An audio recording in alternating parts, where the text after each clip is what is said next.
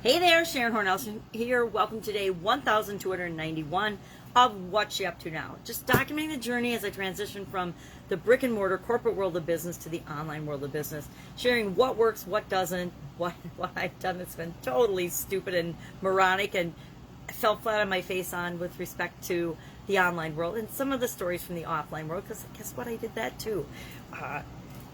Anybody that tells you that they were just an overnight success is absolutely positively lying to you, both offline and online. Do people get big wins sometimes? Yes, but it's always after they have put in time and energy and effort and learning, and they become the person that can handle that big win.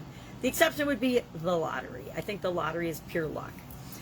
So what am I working on? What's working? Of course, today was day 12 of the free 30-day Get Up and Go challenge. This is the 8th time that we've done that challenge, and every time it gets a little bit better and a little more refined, and we get more people involved and more people feeling good about themselves, more people making change and challenges as easy as breathing for them in their lives going forward, and that's the whole purpose and intent of the challenge. And today was about, we're going through this SOAP framework. The thing we install in our subconscious is the SOAP framework. That's not a very good SOAP. Let's use this one. Very good SOAP framework. And I guess it's backwards, isn't it? I didn't write SOAP backwards on my bars of soap. I think I'll have to do that. I'll have to do a backwards SOAP so it shows up right in the camera. But how do we apply this framework enough times throughout the challenge and then make it automatic for us? And it's just a process, a simple 4-step process that we're all using. We all have a pattern or a process or a way of dealing with change already. All we're doing is we're taking that and we're saying, can we make that better? If we make it work better for us. So the SOAP framework, each of us customize it for ourselves so it becomes the best process for us. And then we automatically use it. We install it in our subconscious and it just becomes automatic. Instead of having to think about the S, the O, the A, the P, the 4-step process individually every time a change or challenge comes our way. Since it's in our subconscious and we've done it before, we automatically run every change and challenge through that framework, and we will do the thing that's best for us automatically. I love that. I love it. It's been so fun. It was the perfect thing to work on for 2020. Why 30 days? Because I want to make sure that people get it and they actually do it and they have time to ask questions and figure out how to make it work for them.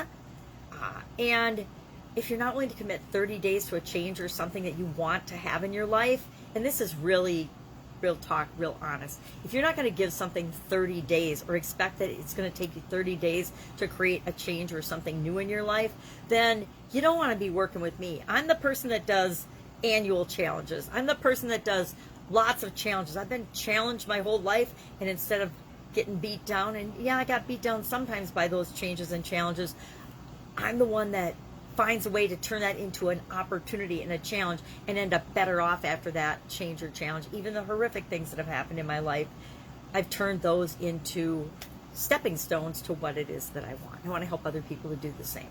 So that was our Get Up and Go challenge today. Actually going through the SOAP framework for our physical well-being.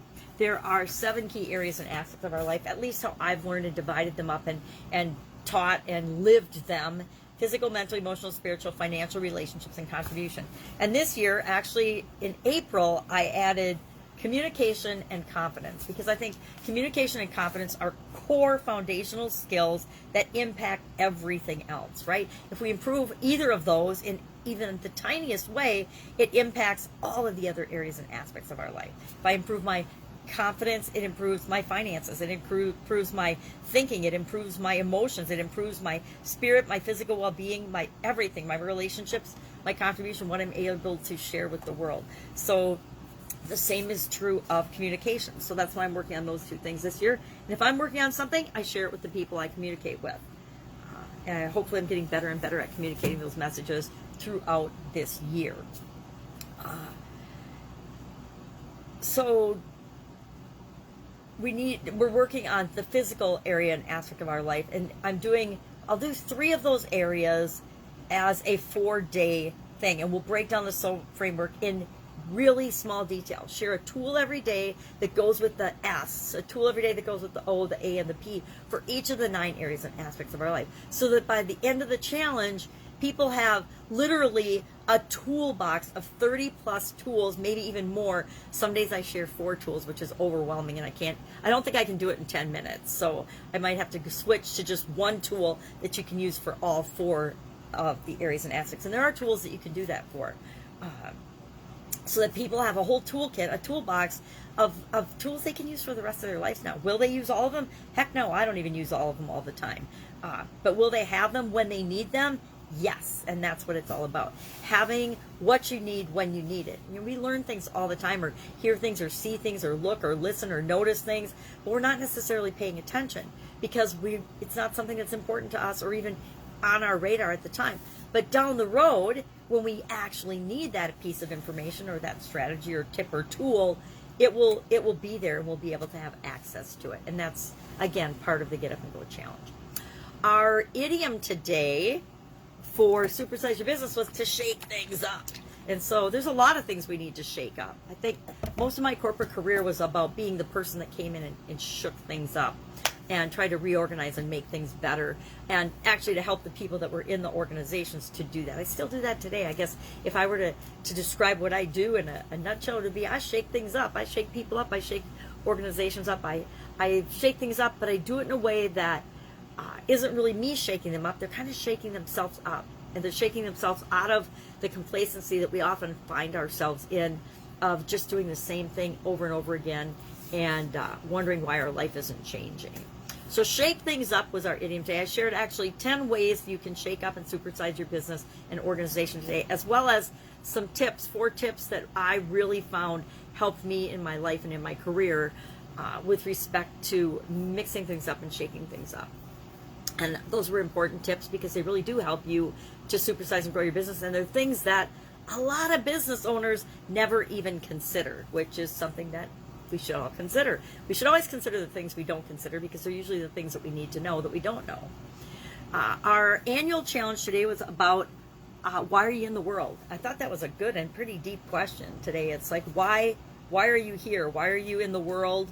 And that's it. So we're sharing in the comments below for the annual challenge this year is all about center you. Remember I said I do 365-day challenges. This is the fourth year in a row I've been sharing it with other people. I've been doing annual challenges for several decades now, where I pick something that I want to work on or I want to improve, and I just work on it a little teeny bit every single day. So today it was about why are you in the world? And this year's is about understanding ourselves better. I think last year's was perfect for last year. It was doing one fun thing every day.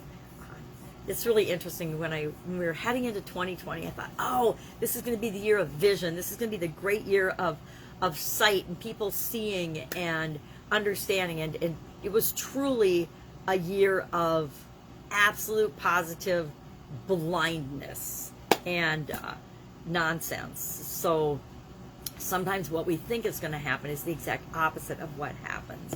And we need to be prepared for that. All of us need to have ways of dealing with that and being prepared for that. Thus, the Get Up and Go challenge.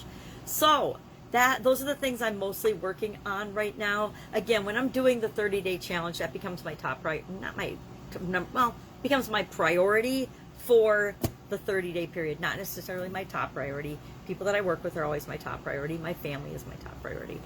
But it takes more energy and focus, and it's more fun to research and do certain things with it because I'm always continually improving that challenge and that process.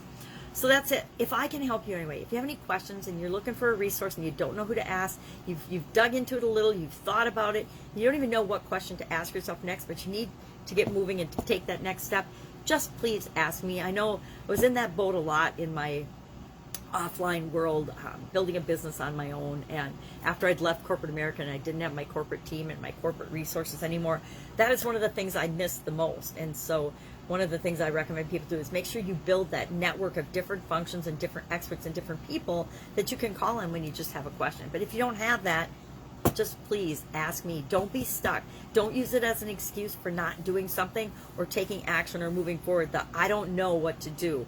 I think one of the most disempowering things we can ever say is when somebody asks us a question, I don't know. It's better to say, I'm confused, I can't decide right now, I haven't really given any thought about it, than to say, I don't know. Because the truth is we don't know, but maybe it just hasn't been important to us yet, so we haven't even considered or asked ourselves the question. Always better than I don't know. You know, I don't know the answer to that question, but I'd be glad to get you the answer. Hey, that's a great question. I don't have the answer to that question right now, but I'm curious now too. I'm going to find out and I'll get right back to you, or I'll get back to you by Wednesday or tomorrow or whatever makes sense. All right, that's it. Any questions? Ask. Otherwise, I will be with you tomorrow just to let you know what's going on as I transition from the brick and mortar world and the corporate world to the online world, and again, a little bit back and forth, doing some more offline things, which is always fun and exciting for me. All right, have an awesome day. I'll, of course, be with you tomorrow.